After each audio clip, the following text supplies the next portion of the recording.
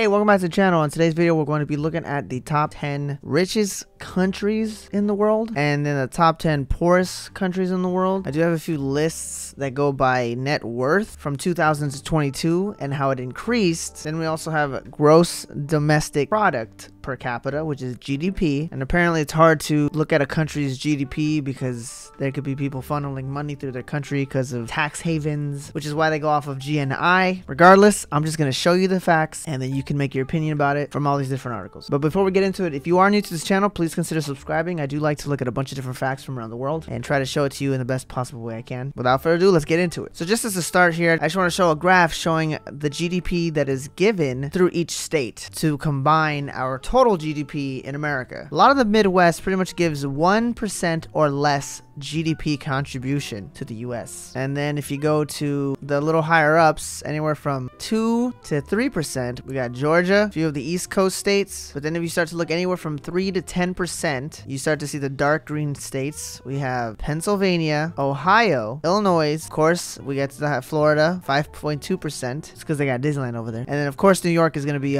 really high up there because it's New York and everyone wants to go see New York. But then the top two, which have always been rivals, Texas and California. This shouldn't be surprising. As a Californian, I knew we were up there because everything here is expensive, is at almost 15% coming straight from us, and then almost 10% coming straight from Texas. So this is one time where Texas and California kind of are carrying America. But yes, just wanted to show you a cool little graph about the GDP from each state that is contributing to the United States' wealth. So y'all folks gotta stop hating on California or else we ain't gonna give you no more money. Especially if we can get Texas on board, y'all fools is screwed. Alright, so now we're gonna look at this list of the richest countries 2022. This list is going off base. The net worth increased from 2000 to 2020. So at number 10 for the richest country in the world is Sweden. This beautiful place right here, which I would love to visit one day. Sweden is number 10. It is the 5th largest country in Europe, apparently. And this was a shocker. Number 9, we have Mexico. I had no clue Mexico was on this list or even close. But remember, we're looking at from the increase of net worth. I believe that's why it made it on this list. Now we go to number 8, we have Japan. I mean, everyone goes there to look it up, so it's not surprising to me. And number 7, we have Australia, which is obviously the largest country in Oceania. And apparently it's the 6th largest country in the world by area. Did not know that one. At number 6, we have Canada. And Canada is the 2nd largest country in the world after Russia in terms of total area, in case you did not know, which I kind of figured, but I wasn't 100%. At number 5, we have the UK, richest country in the world, for being pretty small compared to these other countries we've said so far. UK, they know what they're doing over there. At number 4, we have France. Obviously, it's famous for a bunch of monuments, museums, fashion, food. Never been there. Hopefully one day we'll go. At number 3, we actually have Germany. It is the 2nd most populous nation of Europe and the 7th largest of the European nations. So yes, Germany. A lot of history there. We all know that. At number 2, we have the United States. So we all know the United States. Obviously, we are a pretty big country, and apparently we're 2nd richest in the world. And at number 1, we have China. It has officially jumped up to the richest nation in the world. And so, like I said earlier, this list is going off of based off of net worth increase from 2000 to 2020. So this is the net worth that was increased to each of these countries. So China had an increase of $113 trillion. United States was $50 trillion. Germany's $14 trillion. France 14. United Kingdom 7. Canada 7, Australia 7, Japan 3, Mexico 3, and apparently we don't have Sweden's numbers here. But China has surged because it went from 156 trillion in 2000 to 514 trillion in 2020. If you go to our world population review, you can see that America and China are the only orange people on this list, just from color, which is over 20 trillion. But if you want to look at the top 10 richest countries by GDP specifically, not by net worth increase, it changes the list. In that case, we got Singapore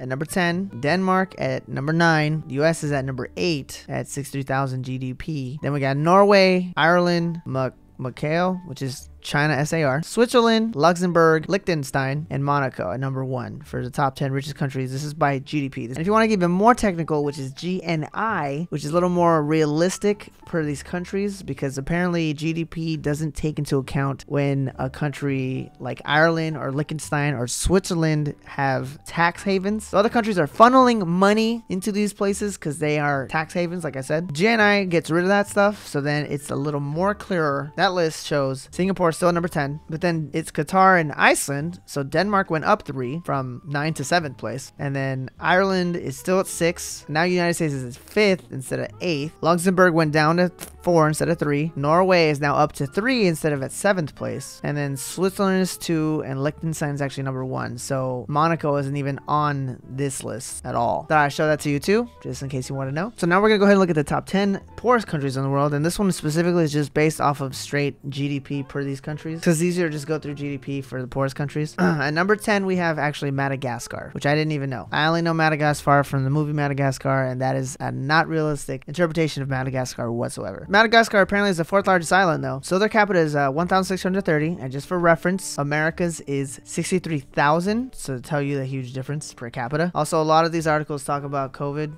changing up the GDP per these countries, so these numbers can very easily be skewed, just so you know. At number 9 we have Liberia with their GDP at 1623. There's a lot of bad things happening in this country. Apparently Ebola epidemic that hit them in 2014 screwed them up. Civil war in 2003, but apparently it's changing because Liberia's economy grew from 3.5% in 2021 and is projected to expand 4.7% in 2022, so at least that's good. So they might not be on this list for very much longer. At number 8 we have Malawi with their GDP at 1503. This is apparently one of Africa's smallest nations, and of course the pandemic made their GDP drop from 0.6% to 4.5% a year earlier. That's pretty bad. At number 7 we have Niger, which is located right here on the map. Its GDP is at 1355, and apparently 80% of its landlocked territory is covered by the Sahara Desert, so that's not a good thing. And like a bunch of African countries, has had a lot of political issues, which have been apparently happening since 1960 to 2011. But it does show that apparently its economy did grow by 1.2% in 2021, so that's not too bad. And apparently it's supposed to grow by almost 7% in the next coming up years. At number 6 we have Mozambique. Mozambique is right here on the map. Their GDP is 1276. Apparently their GDP has been growing though every year by more than 7%, so that's pretty good. But they've had 15-year civil war apparently, which apparently ended in 1992, so that's pretty good.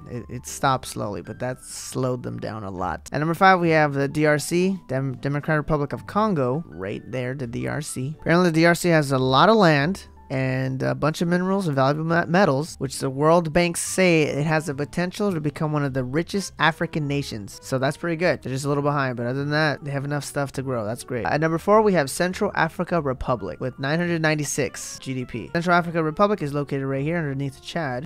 This country has only been behind because of becoming independent from France in 1960 and having central conflict to slow down the country's progression. Apparently 60% of the population still live in below the poverty line, so that is pretty bad. And then obviously lockdowns did not make it better. Somalia is number 3, and the theme pretty much to all these poor nations is having civil conflict in between these countries, which is probably what's made it not grow as well as other countries apparently. And number 2 is South Sudan, which is right here obviously below Sudan. Apparently South Sudan was born on July 9th 2011, so it is a very new country. It is the newest nation in the world apparently. And at number 1 is the poorest country in the world is Burundi.